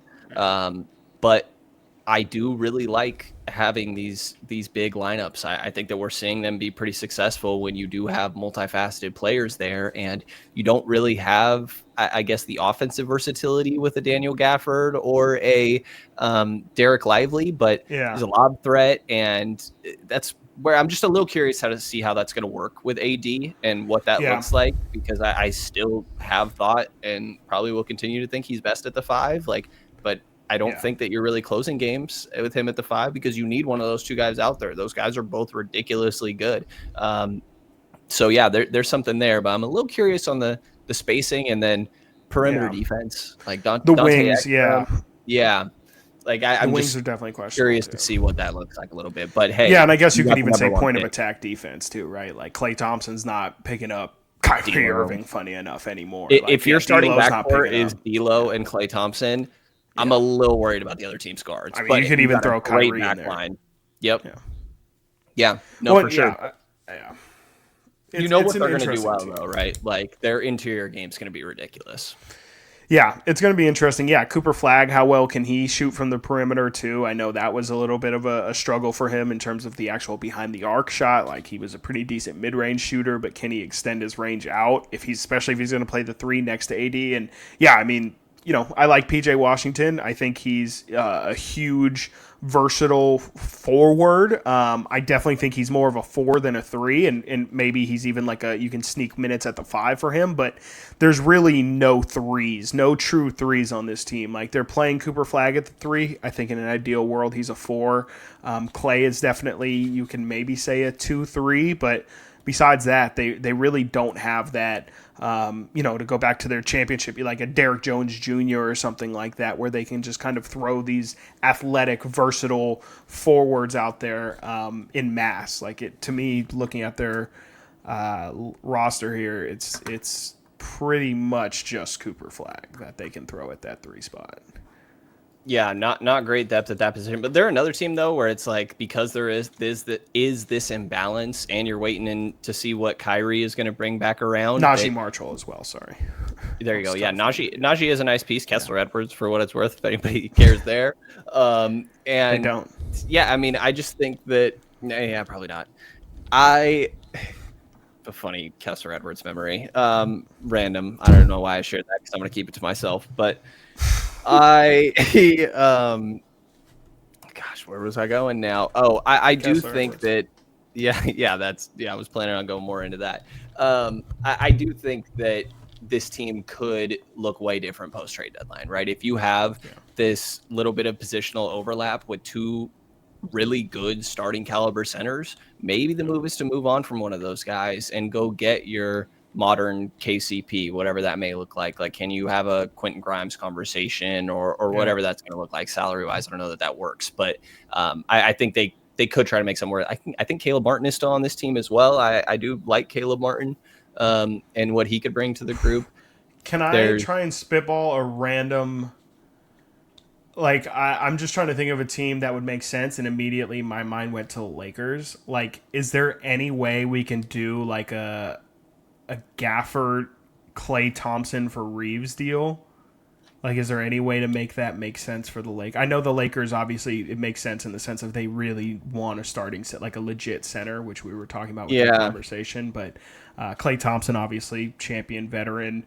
It would make sense with LeBron. Like, LeBron would probably co-sign that. Klay also played with Luka in Dallas a little bit. His dad's on the broadcast, yeah. Dad's on the broadcast. I didn't even think about that tie-in with everything. To me, like, that's the type of move where Dallas, again, like that's a real move for them. Like, if they get a guy like Austin Reeves, ball handler, again, a guy who could play the 2, the 3, versatile, offensively minded, maybe take some relief off Kyrie in his later years. Like, I'm just spitballing here, but like, to me, that's the kind of deal where if I'm Dallas, that's the kind of thing where it would be beneficial for him. Yeah, no, I think that definitely makes sense. I mean, funnily enough, he kind of fits with the Rockets, like we talked about a little bit earlier too, right? Yeah. If they wanted to go in a different direction, as Jabari Smith Jr., like I don't know that I make that deal from Houston's side. That's maybe a little too high of a price, but yeah, I mean, I think that it's going to be an interesting spot for them to be in. If we had to go, so we kind of have our tiers laid out here, right? Yeah. And I think we really only have one difference between us in this contender tier. Stop me if I get anything wrong. We have OKC, Denver, Minnesota. Yep, correct. That's it. In the next tier, we have, and this is not in any specific order. Yeah. Golden State, Houston, both the LA teams, Clippers, Lakers. Correct.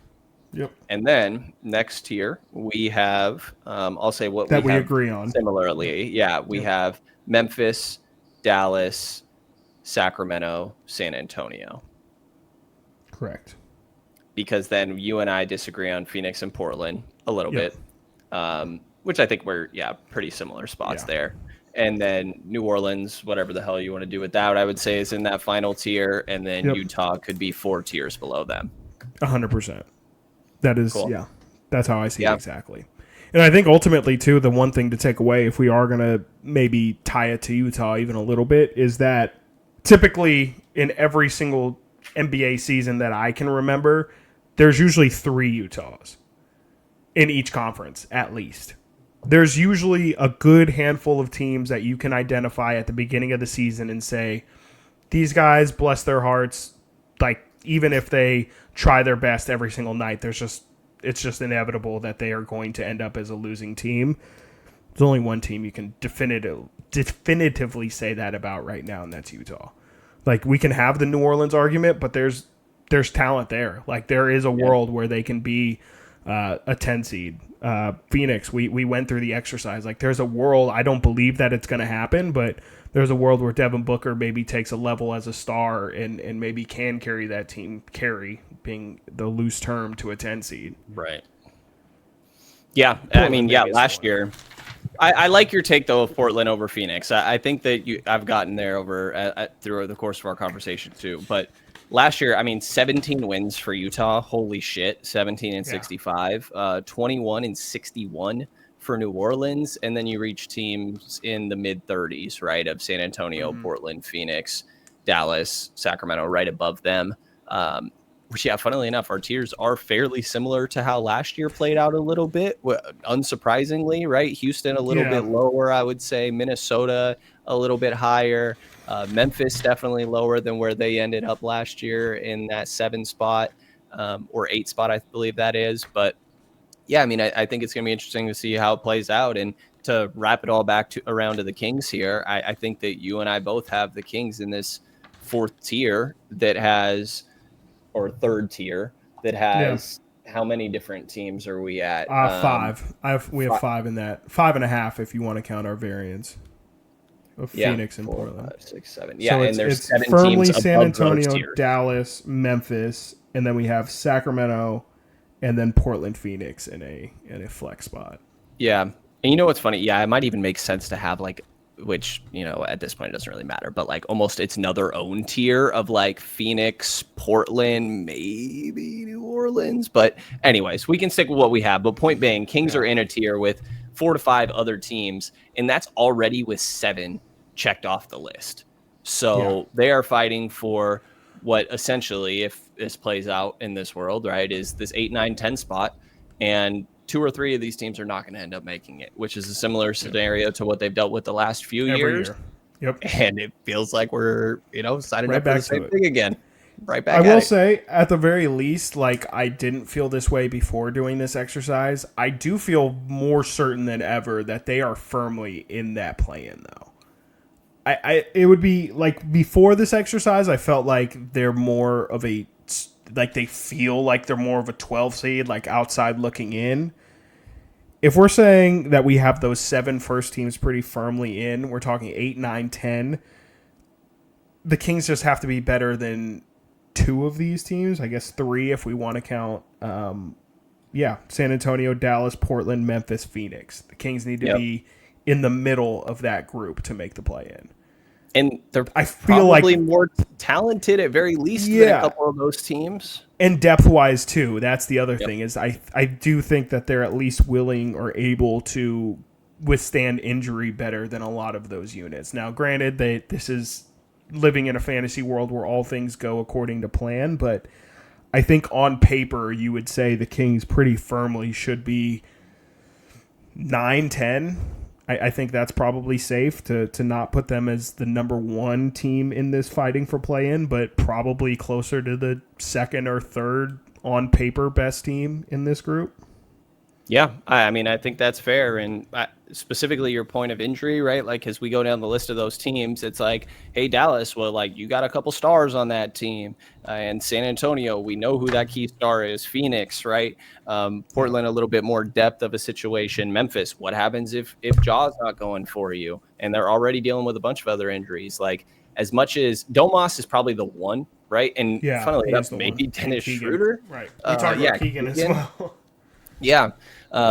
So yeah, of course, injury is going to mess with any team, but I agree with you. I think they're more sustained to kind of survive that, but we might be bound for another playing conversation here, and it's just going to be at very least though on the top end of this, right? There's always one or two teams that are way worse than anybody expected, like Phoenix last year, for example. Yeah. I don't think anybody thought they were going to be that bad.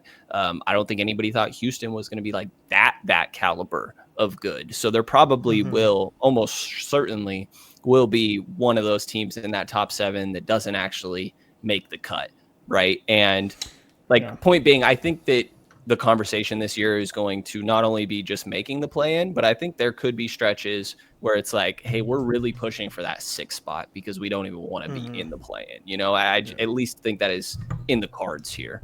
It would just take something going wrong with one of those other teams. Who of those top 7? I think we kind of agreed San Antonio is maybe of the bottom 7 the highest variance. But who in the top 7 would you think has the biggest chance to maybe just be completely outside of the conversation that we put them in?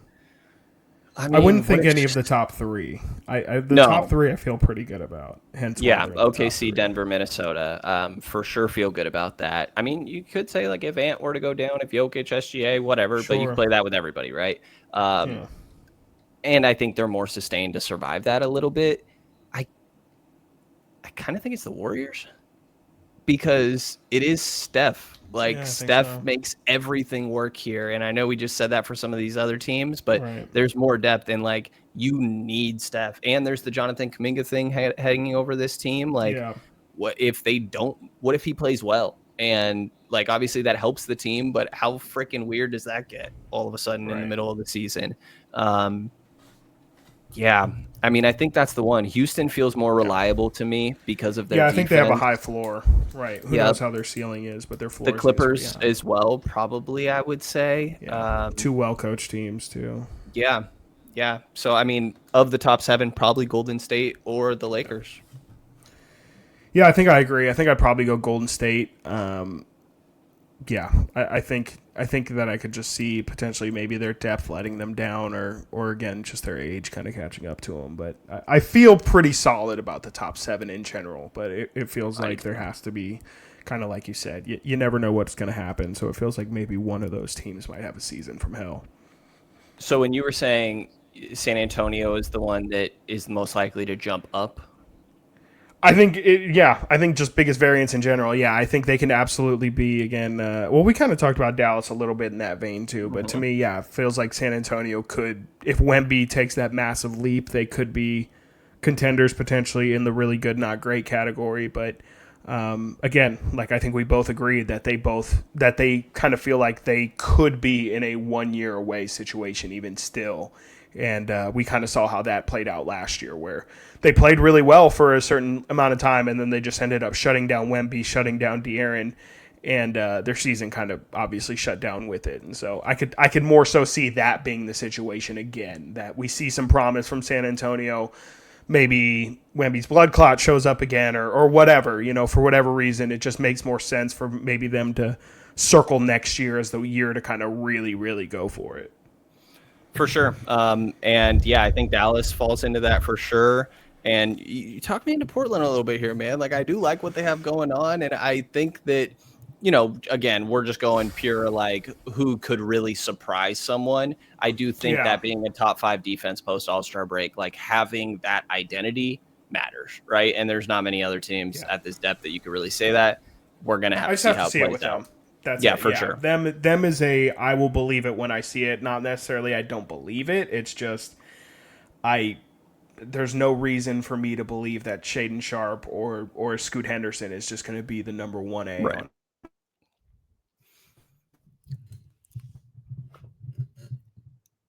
I'm ready for Time Lord to come back around. We could see how that all plays out as lagging for half a second there, but I think I got you back. No, you're good. You're good. Yeah, we'll see how Time Lord plays out. We'll see if any of them play. Matisse Thybulle, again, will he play? I don't know. I do not know. We will have to see. Well, let Drew Yemix tell you. He thinks Chauncey Billups is a very good coach, and maybe there will be something there. At very least, maybe I'm putting words in his mouth a little bit. He mainly said that he really likes playing for a player's coach, and he realized that with Chauncey. So I'm assuming that means he thinks Chauncey's a good coach. Just connecting the dots a little bit there. Yeah. But we'll see how much Doug Christie, being a former player, helps out with the Sacramento Kings this year. This defensive orientation. We got one more day of, I guess it's still training camp. Maybe it's just practice at this point because the preseason is underway on Wednesday. Chris, I don't have any overtime segment. We've been running over an hour and a half. I think we could get out of here unless you have an idea.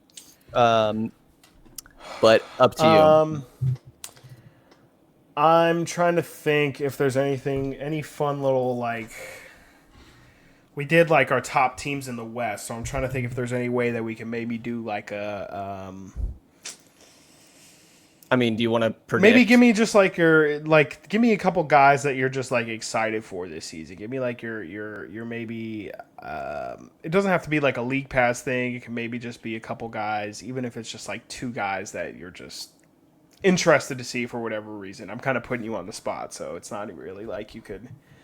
Do a ton of research, maybe just somebody who you see and you're like, oh yeah, I forgot that they were on that team, or I'm just curious what kind of impact they're going to have. I'm just going to go a little Eastern Conference with this then, essentially. Sure, yeah, we've done Super West, so why not? I'm really interested in Atlanta this year. I'm not the biggest Trae Young guy, to be honest, but I do think he obviously is really good on offense. We mentioned Nickeil Alexander-Walker and how I think that's a big loss for Minnesota. I think he's going to be pretty good for Atlanta. They also they got a little bit of depth going on there, like Porzingis. What is he going to be able to provide to that team? Jalen Johnson, kind of got forgotten about a bit, I feel like, because he got hurt and didn't get to end his season, but that man was absolutely balling out. And yeah, I mean, I guess just the other two teams Eastern that I have a little bit of a soft spot for are the Detroit Pistons, for sure. I'm a huge Cade Cunningham guy. I since the draft have thought that guy is absolutely ridiculous, and I still think that is the case. I think one day Cade could be in MVP conversations. I think he really is that caliber of player on both ends of the floor. Jaden Ivey, what the hell is going to happen with that situation? But yeah, I mean, I guess to answer your question, I'm really interested in Nickeil Alexander-Walker and how he's going to fit in Atlanta. Yeah, and Detroit, I just think that Cade is really, really that guy, and taking that next step into straight MVP caliber is a whole different thing that you have to accomplish. So, yeah, I would say I'm keeping tabs on that a little bit as this plays out here. What about you? Well, I'll do a quick audible, and since you made it into its own better question, I think I think it was the much better route to go. We'll just talk about, since we didn't get to talk about the East, what is your main thing that you're looking for in the East? And I think what you answered is totally fine, and it gives me an easier path to kind of combine my answers a little bit. I think in general, I'm going to be fascinated by how these Achilles injuries are going to affect the East. Obviously Jason Tatum and what that does to the Celtics. Are the Celtics going to not be a playoff team next year? Are they still going to be competitive? Obviously the same situation kind of plays in for the Pacers as well. What is that season going to look like without Tyrese? They also lose Miles Turner as well. So how those teams kind of look after. And I guess you can maybe throw Milwaukee in there with the Dame Achilles as well. How do those three teams who are perennially the top in the Eastern Conference, and it ties into my other point of just what happens in the East. The East is pretty much up for grabs as it has been the past couple of years, but now more so than ever. You mentioned Atlanta, you mentioned Detroit. I think Mike Brown in New York is absolutely licking his chops. Can Cleveland, in an open year, can they take advantage in a weaker East? And then there's the Magic, too. The Magic trading for Desmond Bane, Franz Wagner, I was incredibly high on at the draft time. Obviously, Paolo Banchero, everything he's brought as well. It's just completely wide open in the East, and I wish that the Kings could be in the East so that they can be more involved in something that feels like a true open competition, but it just really, really feels like any team can realistically come out of the East. I don't know if any could end up winning the championship, but it just feels like any and everything is possible. For sure. I mean, yeah, I think you can go down the line. Random funny thought I had the other day too, because for some reason I was thinking about Kuminga stuff recently the other day. Yeah, why would you be I'd say thinking for about some Kuminga reason, stuff? like it Yeah. wasn't just anything everybody was ever talking about this offseason. But with Brooklyn being the only team that had money this offseason, it's a little crazy to me that like that didn't make sense to them a little bit, right? Like Yeah. I get No, you they already spent have money the immediately. MPJ, but like you need someone on this team, right? And that feels like the type of guy you take a flyer. And I had the thought cross my mind the other day of maybe it's because this is a Jordy Fernandez team and Mike Brown had some good experience. Well, maybe not so good experience with Jonathan Kuminga. And maybe there's a little bit of pass off there. But anyways, random as hell. I'm really curious, like you mentioned, what goes on with Orlando. Yeah. And the Orlando one specifically, I mean, think like Anthony Black is a guy that I want to see what that looks like. I don't know that he does have much of a role right now in Orlando or how much that can be expanded upon. And he falls under the Reed Shepherd and what's the Minnesota guy as well that I'm drawing a blank on right now. Dillingham. The young point guard, Rob Dillingham. Like these are kind of guys that if I'm the Kings, I'm monitoring, to be honest. Yes. Like I don't know that like that we're talking Keegan Murray trades or whatever it may take in those scenarios, but those are young players, specifically point guards that were drafted really high and I think have the idea of maybe they could be franchise point guards, and those teams might want to accelerate their timeline a little bit. They almost feel like they could be, keyword could, depending on how this plays out, on the outside looking in. So I've always thought Anthony Black is one of those guys, but for sure Dillingham and Reed Shepherd as well, guys like, hey, just keep tabs a little bit from a Kings perspective. That second draft feels like what we're going to need to be looking at. Yeah, totally. I mean, we talked in the first episode we did about the Keon Ellis possibility and the parallels between that and the Alex Caruso move that Chicago did, right? Chicago brings in Josh Giddey. That's exactly what you're talking about, right? Is shipping off Keon Ellis in his final year, potentially to a contender in Orlando. That might be more interested in bringing in that defensive versatile player that they can fit into any of their lineups. And trade him for Anthony Black, who, like you mentioned, isn't really getting a ton of playing time or is still trying to figure it out. That's the exact kind of risk that the Kings should be taking. It's the same logic that they had with Kuminga. They just need to be prudent and opportunistic at all moments.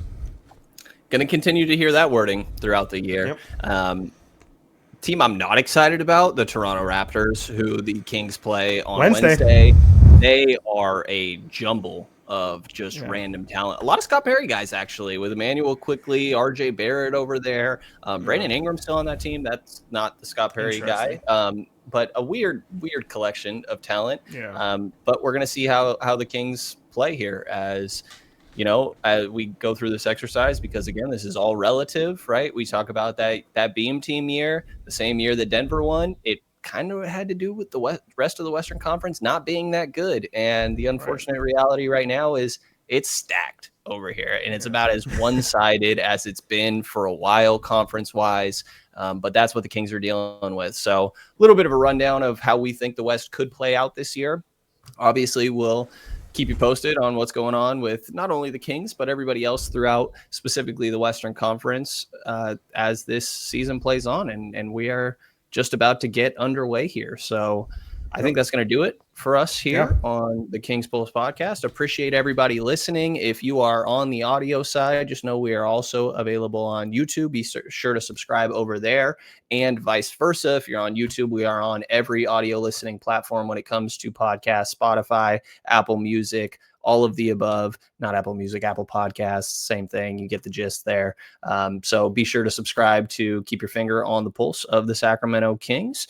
And for myself, Brenden Nunes, and Chris Watkins, appreciate everybody listening. You'll hear from us again a little bit later in the week.